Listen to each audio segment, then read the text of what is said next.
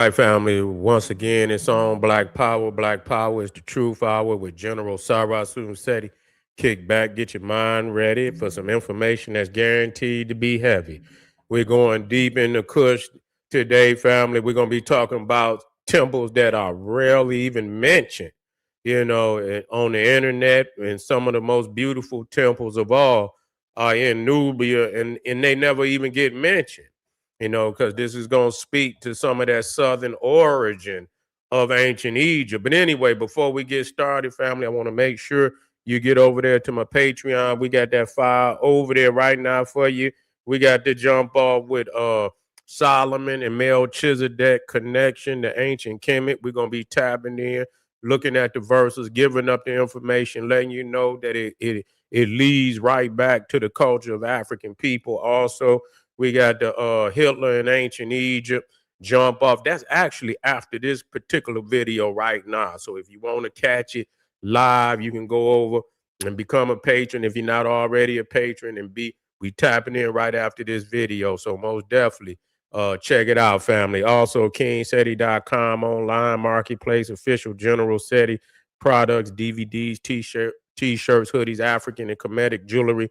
You can become a member right here, YouTube, General Seti, Sarah Seti, unlock some valuable information, exclusive videos. And please give this video a thumbs up, like it, because you love it. Share it with your family and friends. Comment. Just don't say nothing stupid, because you will get banned. Now, the temple we talking about right behind me is Wadi El Sabua. Wadi El Sabua. And I believe this temple was first established by Amenhotep III. I don't think it was this particular temple, but I know Amenhotep III was the first pharaoh and he was of the 18th dynasty, great master builder. He just built all over the place. And matter of fact, they consider him maybe the one that put the most temples, most statues of any pharaoh. But and Rameses the second came behind this brother. But a lot of temples like this one at Wadi El Sabua, when they built and let me give you a map to show you where this is. Let me give you a map so you can see what it's at. Take that out of there. Now, Wadi El Sabua is, if you look at the bottom, is right up under Aswan. If you look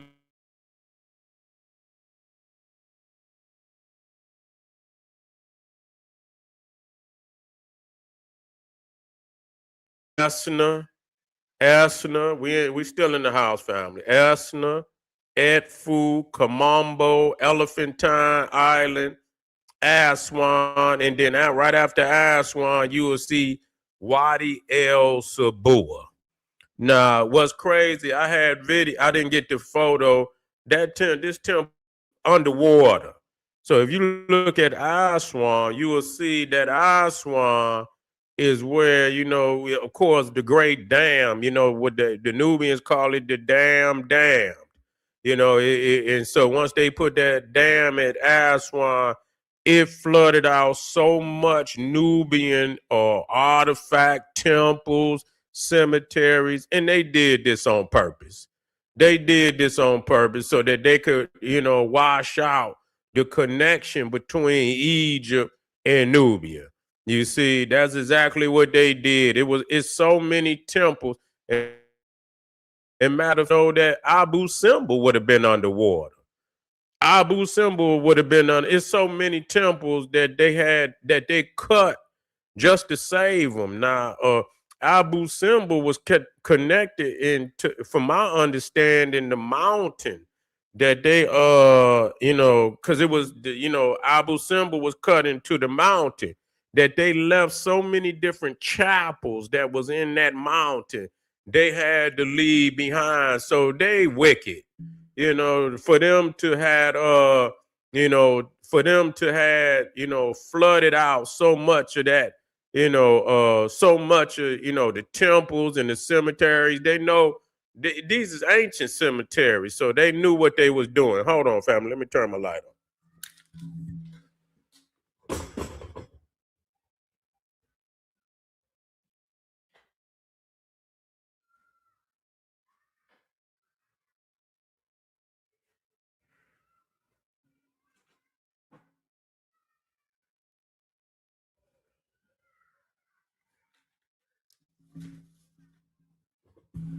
Yeah, we back in effect. We back in effect. We had to put them lights on so we can had to brighten it up in here. Good, yeah. So yeah, they didn't washed out so many of our ancient temples down there in Nubia. This particular temple. Let me get the comments out at this time. Say Aswan is my okay. That's a powerful name. That's a powerful name. Most definitely. You see the temple. So the temple of Wadi El Sabua, meaning Valley of the Lions. So when you get down there in Nubia, you got the one over there, Apetamek. You got the temple of Apetamek too down there in Naga, Sudan, which is also a lion temple. And I think the one at Musarat. You got another lion temple over there at Musarat. These is Nubian temples. So you see when you get down in Nubia, that lion is highly venerated. Now you can see right there, you see the sphinxes, of Rameses II. So they're just showing you who I think established this particular temple right here. And now I know Amenhotep had I got to see what part of the temple Amenhotep III may have built and what part Ramesses built, but ancient Egypt's important New Kingdom monuments in Lower Nubia, southern Egypt. Its history spans pharaonic construction, later Christian use, and modern rescue and relocation. So okay, so they didn't remove this temple. This temple right here is not in its original location. So they had to cut up a lot of the temples and move them to different areas. They had to cut up a lot of the temples and move them to different areas because I seen it when it was underwater. A lot of them temples was underwater. I believe I don't know if the temple of Isis at Philae might have been underwater. That just show you how wicked. You mean to tell me I have never seen no other culture that would do that to their ancient monuments? They would find another way to come, whether to get water or whatever, but to flood out so many this is just ridiculous. This is just ridiculous. And so this just let you know that they didn't see this as being their history when they did that. Do y'all know they had turned this? Many of the Egyptian temples, they had turned into churches, Christian churches, but they're going to tell you about how evil the Egyptians, but they didn't turn their temples into churches. That let you know that, they was trying to build on top of that ancient spirituality. You see what I'm saying? And so, they was used. So origins in ancient Egyptian, the earliest temple, which was built by Amenhotep III, the first temple at Wadi El Sabua was built in the 18th dynasty under Pharaoh Amenhotep III, 1390 to 1352. It began as a small rock-cut sanctuary fronted by a mud brick pylon. Wait a minute, pylon, a court and hall decorated with wall paintings. Okay, this temple may have originally been dedicated to a local Nubian form of Horus before later being associated with Amen. Okay, so obviously that temple is no longer there. It might have been the original temple. Okay, expansion and Ramesses II temple. So ain't no telling, they might have left the other part of the temple. Ain't no telling if they brought all the temple or not. Okay, the largest and best known temple was built by Ramesses II, and that's this temple right here, who ruled 1279 to 1213 BCE and was dedicated principally to Amen Ra and Ra Horakti, as well as deified Ramesses himself. Construction likely took place in the years of 35 to 50 of his reign under the supervision of Settau, okay? Settau, viceroy of KUSH. So even when you look at that Set, that's a term that they use for Nubia. You see? So when you talk about Set, was one of the earliest gods. That's why they demonize Set so much. And the people don't want to get to the history of that he's one of the earliest gods of the Nile Valley, older than Osiris, older than Amen, Set is out of Nubia. You see, when you get to looking at many of them, Set, when you look at Ipit, when you talk about the Temple of Karnak, or Waset, which is the great city of Waset and Ipita Set. Ipita Sut, and Sut is Set too. So Karnak is Ipita Set or Ipita Sut. So you see that Set is in everything. But all you gonna get from somebody is that, Set mean. No, you don't know what Set mean. Just admit it so you can open up your mind to see more. It's more to see. Don't lock it in, because they want anything that gonna lead you to the south, they're gonna demonize it. So you ain't gonna want to mess with it. But if you use it as a doorway to open up to a greater possibility of wisdom and knowledge, man, you don't know how far you can go with the studies of the Nile Valley and African history in general. So the temple featured a processional avenue of sphinxes, which you see right there, leading to massive pylons and open courtyards, followed by a rock-cut hypostyle hall. Now, I didn't get all of that in there. I'm gonna let you see a side view. It's still a beautiful temple, most definitely. It's a beautiful temple. If you look at the bottom, you might can see where the flood, you can still see the flood line on the temple.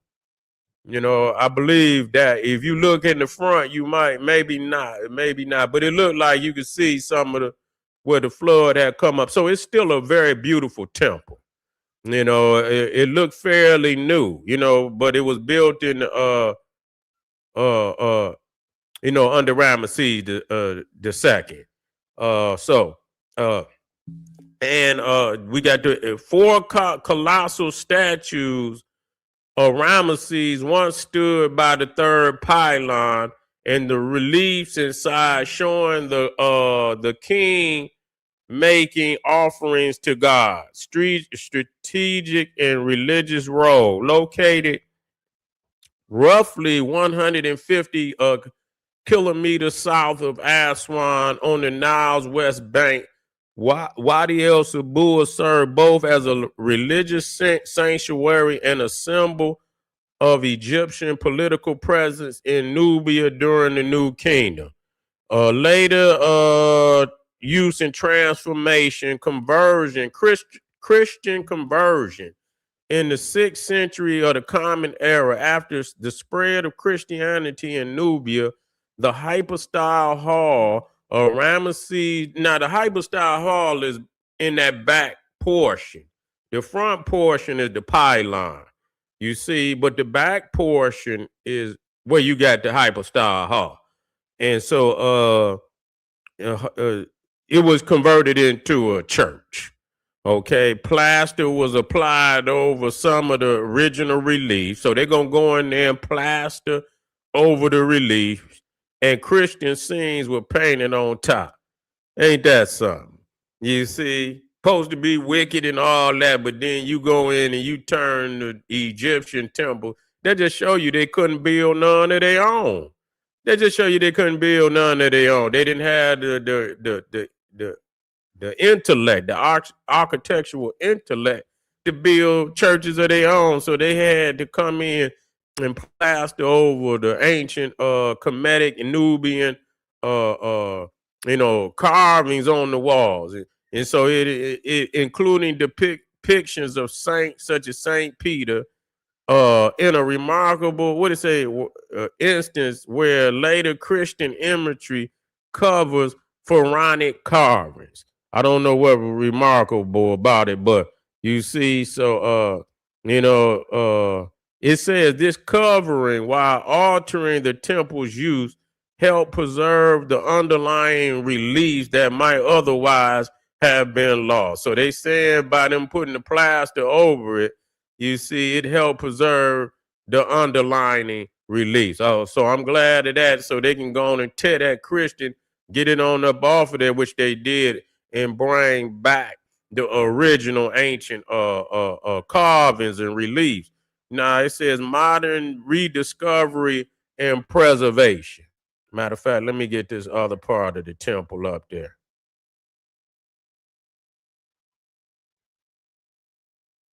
He said Noah never existed. You know it was. If it was a world flood, we're not talking about the flood. We talking about the Aswan Dam flood with anybody. So this is the Sphinx. The rows of Sphinx that lead up to the temple. Very beautiful temple. You see what I'm saying? Well preserved, well preserved. And when you know what, family, when you think about, there's no, people got to appreciate y'all. You got to understand one thing about ancient Egypt and Nubia. All of it is in the BC period. You feel what I'm saying? You talking about the whole way, people talk about India and, India go into the AD period. Egypt don't go into the AD period. Yeah, when Egypt, the last African kings who ruled in the BC period, it ruled in the BC period. Now Nubia comes into the AD period, but Egypt and a lot of what some of the pyramids did, in Meroe are from the AD period. You see, so but you got you talking about 95% of the temples and megalithic structures in Egypt and in Nubia are in the BC period. No other society, ancient civilization, has so many artifacts from the BC period. And what's crazy, what people don't understand, that Egypt and Nubia combined, Egypt by itself, really, but Egypt and Nubia combined, Egypt by itself has more ancient artifacts than the whole world combined. Do you understand that? That's like, man, that's just, and people got to come to grips with that. Egypt alone has more recovered ancient artifacts, temple, than the whole world combined. Okay, so when you go to major museums, when you go into the and what you see on the floor is just little bit. You see, it's just a little bit. So you talking about people that left the facts. We ain't up under the ground looking for because Egypt, they still. But the fact is, everything on top of the ground has already proven the facts. We don't need everybody else still digging under the earth trying to find something. We don't need to dig no more. We got so much evidence on topsoil that it's already been proven all facts that need to be proven. But let me get back to this temple so we can give it all the due homage. Wadi El Suba. Ray said, you called me. Yeah, you called me. I'm on here now. Yeah, I had to get in here and get back, because I've been missing it. You know what I'm saying? I ain't missing no more. I'm on top. You feel what I'm saying? We about to do some real heavy mental out here. But the threat from the Aswan Dam, with the construction of the Aswan Dam in the 1960s, rising waters of Lake Nasser threatened to submerge Wadi El Suba along with other Nubian monuments. So the International Rescue Campaign, as a part of the international campaign to save the monuments of Nubia, co-sponsored by UNESCO and supported by many countries, the temples were dismantled and moved approximately 4 kilometers west to higher ground between 1964 and the late 1960s. So it was cut up. It was cut up and moved somewhere else, or it would have been under the. And so that was right in there where they flooded it out. See, they flooded out key areas that show and prove the early Nubians being the original blueprint of what went into Egypt. So they went in there and flooded a lot of that out. They flooded a lot of that out. And that's crazy. You know what I'm saying?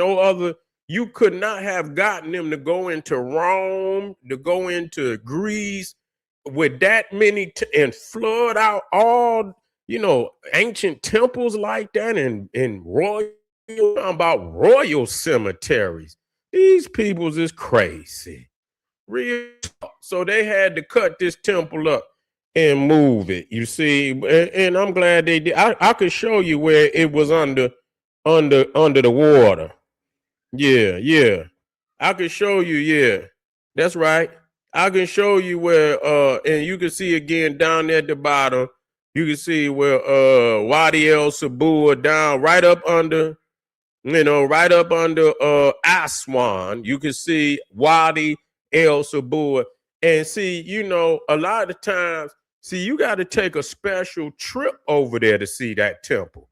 That temple like Wadi El, then you got the other temple, Amada Deer, which is a smaller type. We got Wadi El Suba down there, and also you got the Naga Temple. You got the Naga Temple, which is the Temple of Amen, down in that area. So you have to take a special trip down there. You had to take a special trip down in that area to see them temples. It wouldn't be on somebody, after they get to Aswan to like Philae Island, and that's about as far as they want to go. That's about as far as, but there are other trips. It would be a special trip that would take you down there. You see, that would take you down. I'm gonna do tomorrow. I'm gonna do a video, a live stream on what temples was actually flooded out and moved, so that you can understand. You know what I'm saying? That's gonna be key for y'all, that I do that, to show you what temples were cut up and moved. This was one of the temples that was cut up and moved. I know Abu Simbel, so that just show you they had planned on flooding out. If they hadn't cut him up and moved, they would have flooded all that out. They actually wanted to hide it because it was down in the area of Nubia that showed how Egypt developed out of the southern regions of Sudan and Nubia. So they wanted to flood all that out. But we're going to do a special live stream for that. I appreciate y'all, man. Make sure y'all get on over there to Patreon. We got that Solomon Melchizedek connection to ancient Kemet. It's on there right now as we speak. We got the Shabbat Stone jump off is up there, right? And we about to run right now. We about to do the Hitler and ancient Egypt on Patreon. So if you're a patron, you might as well go on over there and check it out. If you're not, you can get over there and become a patron. It don't take much to get that wisdom and knowledge. You got a lot of videos that would be waiting on you, and it is well worth it. So get on over there and check it out, family. This is General Seti. I'll be back on YouTube in a little bit. Arm yourself with knowledge. Bang on the Wicked Beast Daily. Liberation through African education and confrontation. Boom. Black Power.